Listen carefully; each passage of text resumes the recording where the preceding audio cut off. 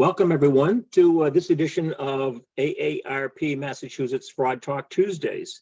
We are here the second Tuesday of each month from 12 to 12:30, where we discuss a different scam and how you can protect yourself and your family from becoming victimized. My name is Dennis Hohengasser, a volunteer with AARP Massachusetts, and our guest today is Lenore Klein, an avid traveler, also a volunteer with AARP Massachusetts Speakers Bureau.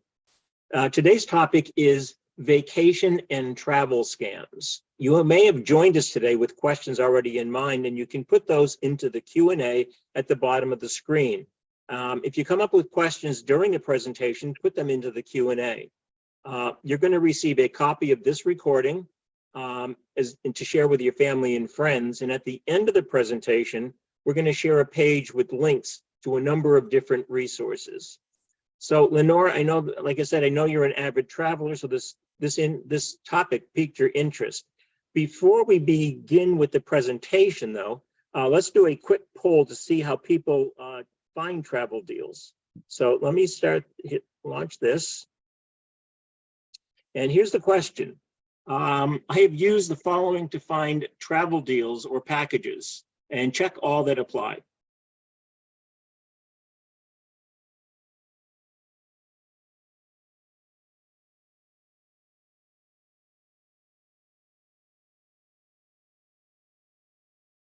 Looks like people use a lot of different sources.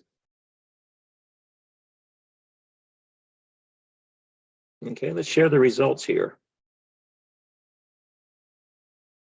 Well, it looks like internet is a big choice, but we also use travel agency, friends recommendations, brochures we get in the mail, and emails. So let's begin. Let's start off with a question here. Can you talk to us about how prevalent travel scams are, Lenore? Well, it all starts on the internet, and it's interesting that most of the poll answers reveal that we are booking more and more on the internet. And, you know, as eager as we are to get back out there and travel after staying home during the pandemic, we really want to keep a sharp eye and watch out for those scams. Because they are prevalent. They've really gone up. In fact, the FTC, the Federal Trade Commission, has received more than 54,000 reports of travel-related scams. And that was just in 2021. We don't have the figures yet in for 2022. Costing consumers about $95 million. So it's very, very serious. Unfortunately, scammers are getting very creative and sophisticated. So, it really, the incidence of scams have gone way, way up. And the sad thing is that a lot of these scams are not even reported. This is just the tip of the iceberg. So let's take a look at some of the common ones. Naturally, we might want to start our vacation planning with vacation rental properties. And there are numerous examples of the ways that scammers can hijack legitimate listings. Naturally, some of us would go to Airbnb or Vrbo, and there was recently a case. There are a lot of different stories out there. There was a woman, I believe in Texas, who wanted to book a vacation in Arizona. So she went onto Vrbo, she booked something. It said cozy, close-knit community, cozy. It had overstuffed armchairs and the proverbial shot a picture of a bottle of wine and glasses and scented soaps in the bathroom and everything. And she arrived at the property to find out it was a trailer in a trailer park. She had inadvertently checked off the manufactured checkbox and didn't realize until she got there. She got in touch with the owner, who refused to give her money back, said, "I'm going to sue you if you write a bad review." Eventually, this woman did get her money back from the credit card company because the listing was misrepresented. So even on the legitimate sites for Vrbo and Airbnb, we've got to check really the listings, the fine print. Is it in a condo? Is it a cottage on the beach? Is it in a a close-knit community? I think this woman learned her lesson from that. So there are a lot of opportunities for scam artists to advertise low rates. And I think in all of the Fraud Talk Tuesdays, we say that if the price is too good to be true, it usually is. If you see deep discounts, and also if you see pictures of inviting communities, you really want to check the URL, check the website for misspellings, for typographical errors, because that could give you a clue as to whether the booking even exists. Because some of the scammers they co-opt legitimate listings or pictures from Airbnb, and they create their own listings, their own fraudulent listings. So you want to make sure to look in the URL, look at the website. And a lot of these fraudulent scammers try to send you, communicate with you on email. I think usually with Airbnb and Vrbo, you can call the owners, you can verify, please tell me more about this property. Ask a lot of questions. It really pays to ask, a lot of do a lot of due diligence and ask a lot of questions before you finally make the payment. And the scammers also will not only have a fraudulent listing, but they'll ask you for things like, well, I want you to pay by wire, or a prepaid debit card or a gift card. That is a sure sign, according to the FTC, that it's going to be a fraudulent listing. So we want to make sure that the listing is legitimate. And fortunately, the woman in the story I told you about was able to get her money back because she went to the credit card company. So there are provisions with your credit card company. If something is misrepresented or misstated, you can get your money back. Also, Vrbo and Airbnb, they have a guarantee, and they're legitimate sites. Usually, if you get emails from them, look and make sure that the email address is legit as well. So what are some of the steps you can take to avoid some of these scams that are out there? And like you said, the ones that the numbers you quoted are for those that are reported scams. Yeah, exactly. There's just a ton that people don't report. So it's the problem is bigger than just that 95,000 reported. So what are some of the steps you can take to avoid these scams? Well, there is sort of a way that we get lured in emotionally. We see a gorgeous condo or a cottage on the beach in Hawaii, or in that particular case I told about, the listing in Arizona. And, our emotions get the better of us when we stop thinking logically. It's called being under the ether. And that is a sure way. Oh, wow, this is great. We don't even think of the possibility that it could be a fraudulent listing. So we go for it. So really is, every time we see great deal, or we get a phone call, sometimes there are anonymous phone calls that we get, you've won a free vacation. Don't fall for that. Always make sure that you're dealing with a legitimate site. Do a research, search the address online. You may want to go to the, if it's somebody who's advertising their home as an Airbnb, research that, look in the tax, go to the extent of researching it on the tax assessor's website for the particular town that property is listed in. See if it's a legitimate listing first. And also you could type into the search engine scam, complaint, or review. And if it pulls up anything, then gee, I better stay away from this. Call the owner. If they insist on sticking with email, I would walk away. You can also do something called a Google reverse image search. And I think what you do on that, there are descriptions. If you put that in the search engine on Google, it'll come up, it'll walk you through the steps to be able to do that. I think you click on the listing. Let's say you see a listing that's too good to be true. Reverse image search would have you click on that, put that URL into the website. And if it comes up with nothing or fraudulent, then you know that it's a false listing. You can even look on YouTube for a reverse image search. If they ask you again to wire money or payment, or a typical ploy would be, well, you have to act within the next hour or today. I made the mistake once of, and this was a legitimate company, it was Hilton. I booked a hotel half price in New York. I said, wow, this is terrific. And they said, well, you have to come to a brief meeting. There are no such things as brief meetings. They wanted me to buy into the hotel travel club and, thousands of dollars listing property fees. If they ask you for something like a processing fee or property fee, also, that's a clear sign that you're going to get lured into something that you don't want. So any of these brief meetings, these timeshares, that's another ploy as well. How about car rentals? That's everyone, when they travel, you need to rent a car if you're flying somewhere. Yeah, well, unfortunately, during the pandemic, car companies slashed their inventory. So there's a shortage currently. So we're telling people now, book the car rental even before you book your flight. And it may sound like, well, gee, wouldn't I book my flight first? Sometimes if you have to wait for a car rental, it is wise to book as much as possible in advance. Make sure, again, it's a legitimate site. Call a customer service line. Make sure that that's a legitimate number, because also very creative or sophisticated scammers, again, will will hijack a legitimate car rental listing and create their own phony URL and a phony telephone number. Make sure that exists. I would call the customer service line and confirm that you have that car rental and the type of car that you want.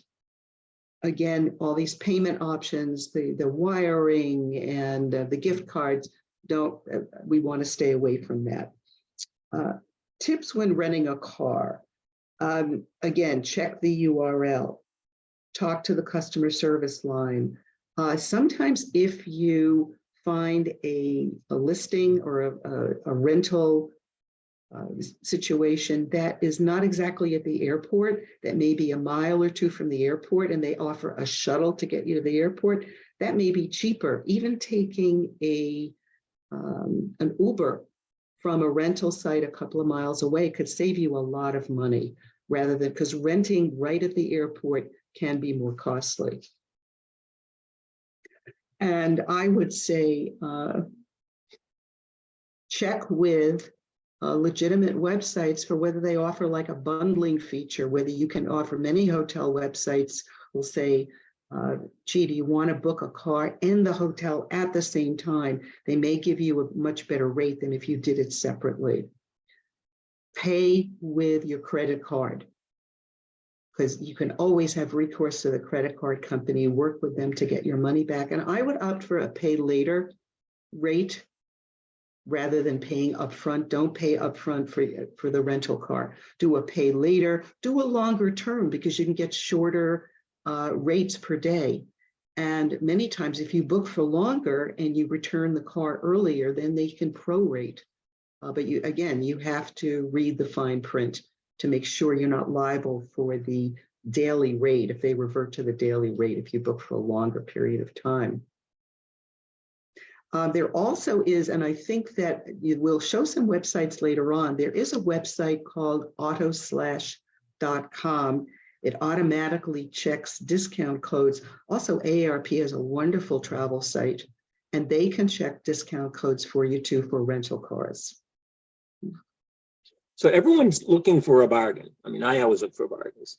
Yeah. What other types of tactics are out there that scammers use? Well, some of them, as I said, offer free trips, win a free cruise, or you've just been granted, sort of 5-star luxury cruise at a discount price, package getaways. And some of the tactics they use are the popular, they'll co-opt the websites of the popular travel companies, of airlines too. Very, very, we all get these phishing emails, and it looks as if it's from a legitimate bank or a legitimate organization that we've dealt with in the past. I would say check the email address, definitely check the URL, because a lot of these scammers are, maybe fortunately, are not very good spellers. So again, really, really check for that. Even, a very popular program is this TSA PreCheck, where you can just go through the line without having to wait long periods of time to check in through security. They're co-opting, a lot of the scammers are co-opting that as well. So really, really do the reverse Google image search, check the airline listing. If there's a telephone number, call that to make sure. Scam emails, don't fall for the free flights or the free hotel. Also insurance policies. That's a thing that's a sort of a scam that's proliferated, offering you free insurance that will cover coronavirus related cancellations. Fortunately, I think we're at the safe point now where I haven't seen too many trips canceled due to the coronavirus, but whatever the situation is, purchase your insurance through either the travel company, the legitimate travel company you book through, or go to a trusted insurance company. It's important too, when you Google looking for the phone number for the hotel that you want to go to, make sure that what's coming up, the first three or four entries that when you Google something are not what you really want. They're usually sponsored ads of some sort. Really have to scroll down to make sure that you're actually calling the correct phone number for whoever you're trying to reach. That got me into trouble once. So what are some of the scams using email? I mean, emails out there and text messages. What kinds of scams are going on with those? Well, unfortunately, we think, oh, again, this is a great deal. We click on it, and what the scammers want to do is harvest your personal information. So no matter how enticing these emails look, again, really, really do a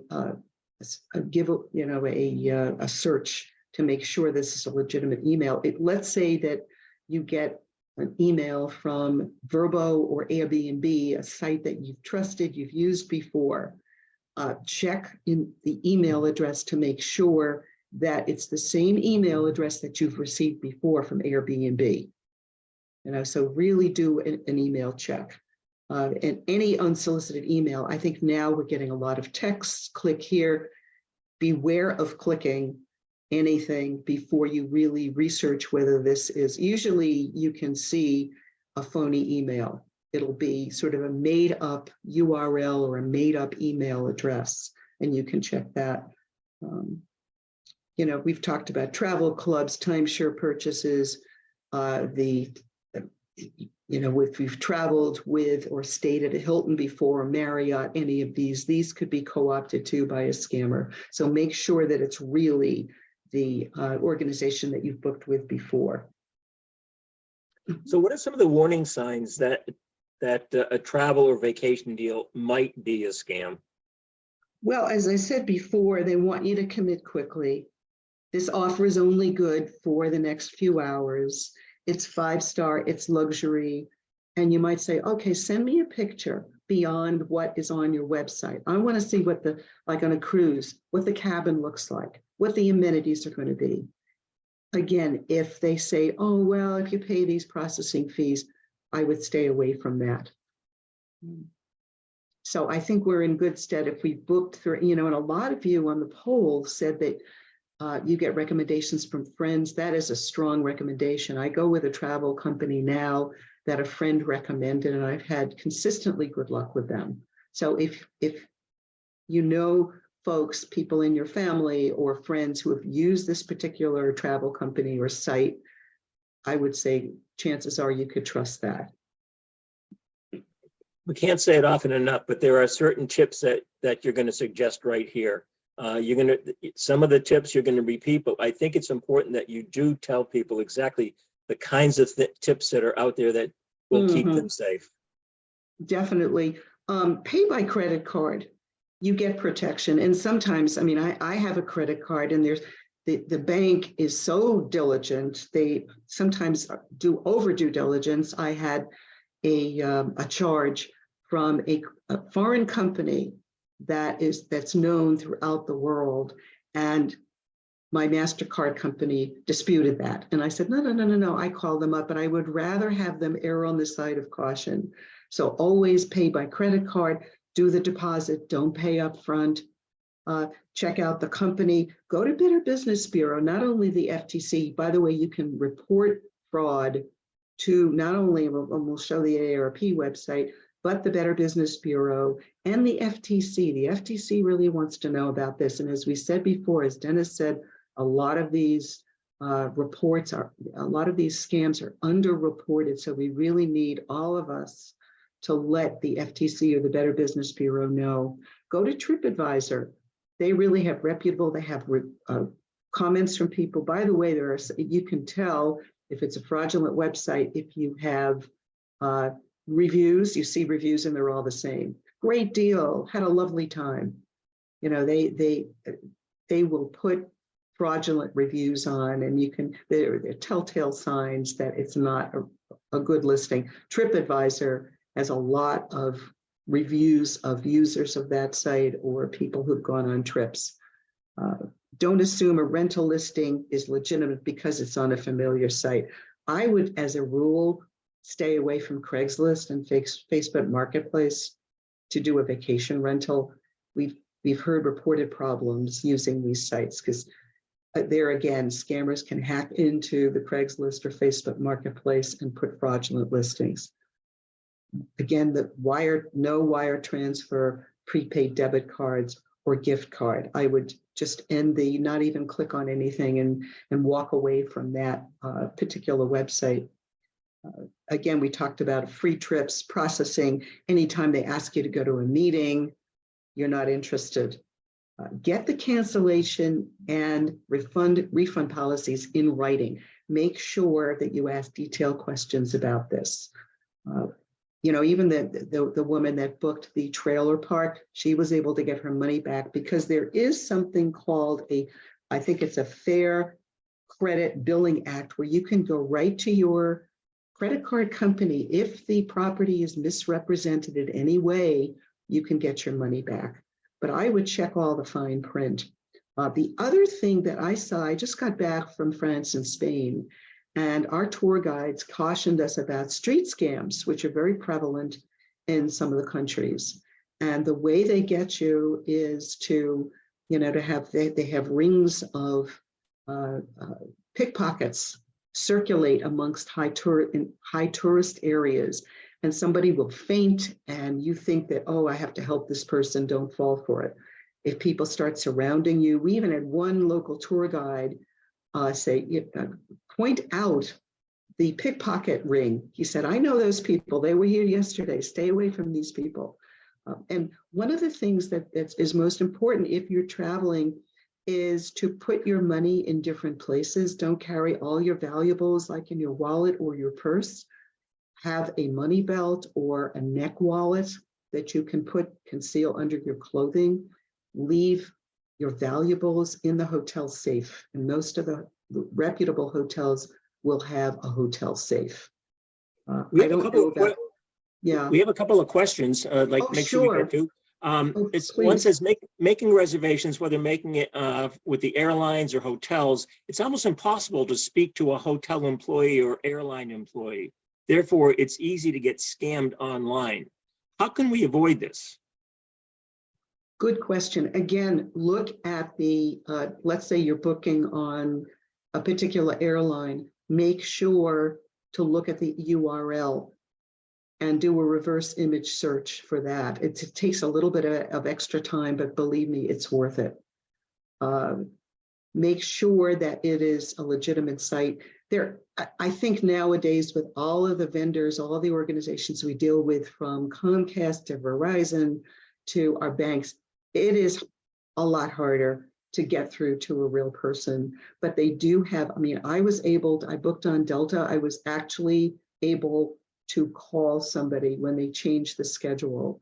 I was actually able to reach somebody. So make sure if it's a legitimate site, you can ask a question. You can post there is sort of a chat bot that's a helper online. I would say, I would put your question in, and chances are the next day or shortly thereafter, you'll get an answer. But there are ways, you have to do some hunting, but there are ways to get an actual phone number, customer service number. Do you have any recommendations for determining if a third-party travel agent for cruises is legitimate, American Discount Cruises or travel? I see a mixture of good and bad reviews about customer service. Yeah, well, unfortunately, I think customer service has taken a hit over the last few years. They probably have fewer agents who can talk to you. Again, if you go through American Discount, make sure you check their URL, find out if anybody you know has taken them. I would actually go on to the Better Business Bureau and look up, do a search engine of American Discount Cruises, see what they come up with. And you might even put scam, complaint. Better Business Bureau will tell you if the number of complaints. And if it's about customer service, I might look for another vendor, another organization to book my cruise through. But I would go to Better Business Bureau if you have any questions whatsoever. Good idea. What do you know about global entry? Is it worth purchasing overseas travel or for overseas travel? I haven't particularly used it, but it does connect you. For instance, if you go to a country where there's any kind of alert, you will get a text on your phone. So I think it's helpful for that.